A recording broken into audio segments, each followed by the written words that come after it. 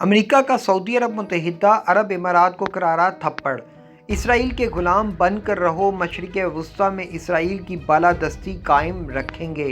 Trump انتظامیہ کا UAE کے ولی عہد کو دو ٹوک جواب۔ نیو ورلڈ آرڈر میں تبدیلی ممکن نہیں، عرب ممالک پر اسرائیل کی حکمرانی قائم رہے گی۔ امریکہ کسی بھی عرب ملک سے ایسا کوئی معاہدہ نہیں کرے گا جس میں یہودیوں کے مفاد کو نقصان پہنچایا جائے۔ ویڈیو میں بتائیں گے کہ کیسے اسرائیل امریکہ نے متحدہ عرب امارات کو اپنے جال میں بری طرح پھنسا لیا ہے اور اس کا پاکستان کو کیا نقصان ہوگا۔ دوستو، ویڈیو میں آگے بڑھنے سے قبل اگر آپ نے قومی آواز کو ابھی تک سبسکرائب نہیں کیا تو اسے سبسکرائب اور بیل آئیکن پر کلک ضرور کریں، کیونکہ یہ میری اور آپ کی نہیں بلکہ پوری قوم کی آواز ہے۔ اس وقت UAE اور سعودی عرب مسلمانوں کے مفاد کو فراموش کر کے امریکہ اور اسرائیل کے مفاد کے لیے کھل کر میدان میں آ چکے ہیں۔ امریکہ اس وقت مشرق وسطیٰ میں جاری گیم میں سربراہ کا کردار ادا کر رہا ہے۔ امریکہ مسلمانوں کے خلاف ایسے ہر ممکن اقدام اٹھا رہا ہے جو سراسر مسلمانوں کی ہی تباہی کا باعث بنے، یعنی حملہ آور اور حریف دونوں برباد۔ اس سلسلے میں امریکہ اپنے عزائم کا کھلم کھلا اظہار کرتا نظر آ رہا ہے۔ حال ہی میں امریکی سیکرٹری خارجہ مائک پومپیو کا یہ بیان بھی سامنے آیا تھا، جس میں کہا گیا کہ امریکہ اس بات کو یقینی بنائے گا کہ اسرائیل کا مشرق وسطیٰ میں عسکری فائدہ برقرار رکھے اور وہ تمام مسلم ممالک جو اسرائیل کے ساتھ طے پائے جانے والے معاہدوں میں شامل ہو رہے ہیں، ان سب پر اسرائیل کا پلڑا بھاری رہے اور ان کی کسی بھی لحاظ سے اسرائیل پر فوقیت نہ رہے۔ یہ بیان مائک پومپیو کی جانب سے تب آیا جب وہ اسرائیل کے دورے پر تھے۔ انہوں نے UAE کے ساتھ تعلقات کی بہتری پر بھی خوشی کا اظہار کیا۔ انہوں نے کہا کہ مستقبل قریب میں متحدہ عرب امارات کے ساتھ امریکی اسلحے سے متعلق جتنے بھی معاہدے طے پائے جائیں گے، ان سب میں اسرائیل کے فائدے ہمیشہ ذہن میں رکھے جائیں گے۔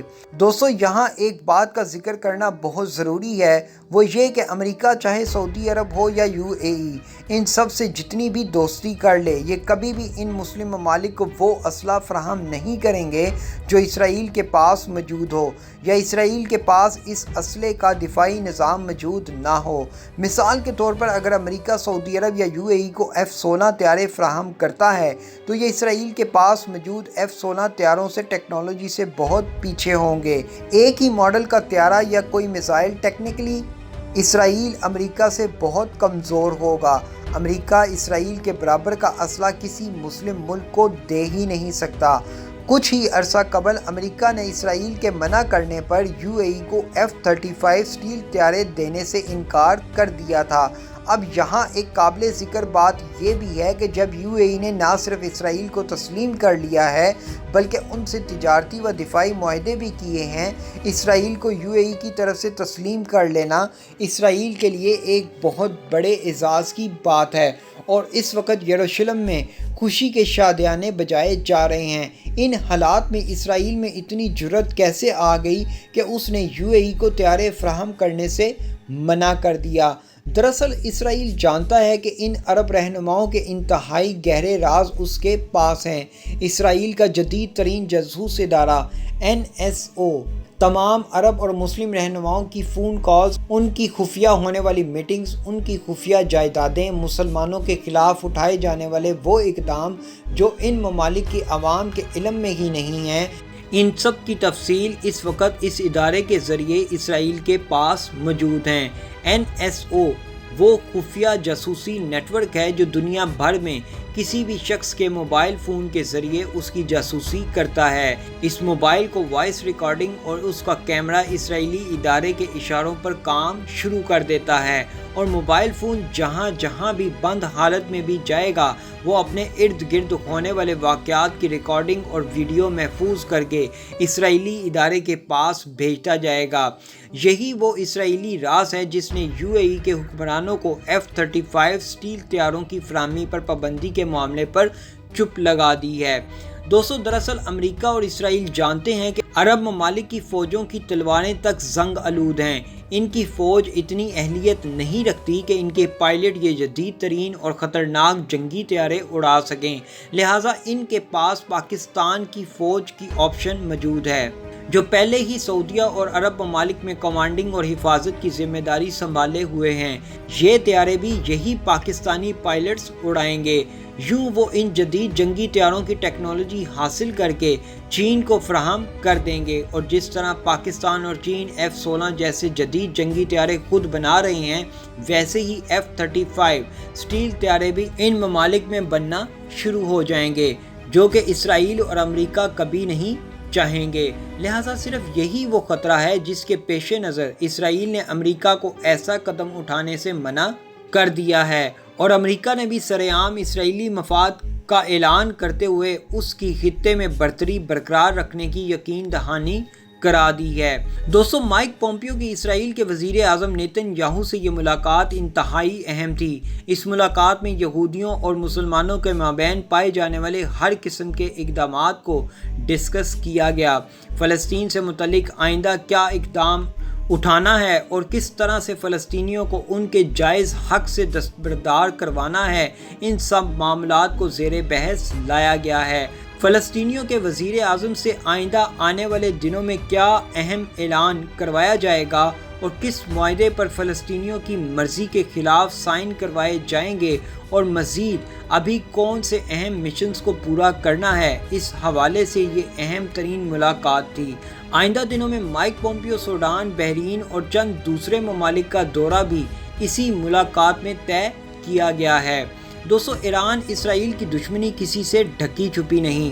اسرائیل کے وزیر اعظم نے ایک حالیہ بیان دیا ہے جس کے مطابق مائک پومپیو نے یقین دہانی کرائی ہے کہ اسرائیل عرب امن کوششوں اور ایران کے خلاف جنگی محاذ کے لیے حمایت جاری رکھے گا۔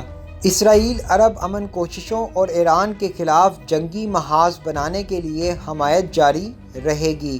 ان کے مطابق سعودیہ اور UAE ایران کے خلاف ہمارے بڑے اتحادی ہیں۔ امریکہ نے ہمیشہ سعودی عرب کو ایران سے لاحق خطرات میں تعاون فراہم کیا ہے۔ علاوہ ازیں مائک پومپیو نے کہا کہ واشنگٹن نے متحدہ عرب امارات کو 20 سے زائد برس سے فوجی مدد فراہم کی، جس کا مقصد ایران کی دھمکیوں اور کارروائیوں کو روکنا تھا۔ انہوں نے کہا، ہم UAE کے ساتھ مل کر اسرائیل کے ساتھ اپنی وابستگی کا تحفظ کریں گے، اور مجھے یقین ہے کہ ہمیں ایران کے خلاف تمام مقاصد حاصل ہو جائیں گے۔ امریکی سیکرٹری خارجہ نے کہا کہ ایران ایک خطرناک ترین ملک ہے۔ ہم ایران کو ہتھیاروں کے نظام تک رسائی حاصل نہیں کرنے دیں گے، اور یہ پوری دنیا کے بہترین مفاد میں ہے۔ دوستو، اسرائیل اب تک مکمل طور پر ایک ملک کی حیثیت حاصل نہیں کر سکا۔ عرب لیگ کے زیادہ تر ممبران اب بھی اسرائیل کو تسلیم نہیں کرتے ہیں، جس کی بنیاد 1948 میں رکھی گئی تھی۔ تاہم ان میں سے کچھ نے موقف تبدیل کرنے کے اشارے دیے ہیں۔ عمان اور بحرین شامل ہیں، جنہوں نے امریکہ کی ثالثی میں اسرائیل اور متحدہ عرب امارات کے معاہدے کا خیر مقدم کیا تھا۔ نیتن یاہو کے حمایتی اسرائیلی اخبار ہایوم نے اتوار کے روز اپنی ایک رپورٹ میں کہا کہ متحدہ عرب امارات کے ساتھ معاہدے کے الفاظ پر براہ راست بات چیت شروع ہونے کے قریب ہے، اور 1 ماہ کے اندر ایک مکمل معاہدہ طے پا سکتا ہے، جس پر دستخط وائٹ ہاؤس میں ہو چکے ہیں۔ معاہدے کے حوالے سے رپورٹ میں بتایا گیا تھا کہ اسرائیل مقبوضہ مغربی کنارے کے حصوں کے یک طرفہ الحاق کے اپنے منصوبے کو مؤخر کر دے گا۔ تاہم بعد ازاں اسرائیلی وزیر اعظم نے ایسی رپورٹس کو مسترد کرتے ہوئے کہا تھا کہ الحاق کا منصوبہ ابھی بھی زیر غور ہے۔ ایسی مزید معلوماتی ویڈیوز دیکھنے کے لیے قومی آواز کو سبسکرائب اور بیل آئیکن پر کلک ضرور کریں، کیونکہ یہ میری اور آپ کی نہیں بلکہ پوری قوم کی آواز ہے۔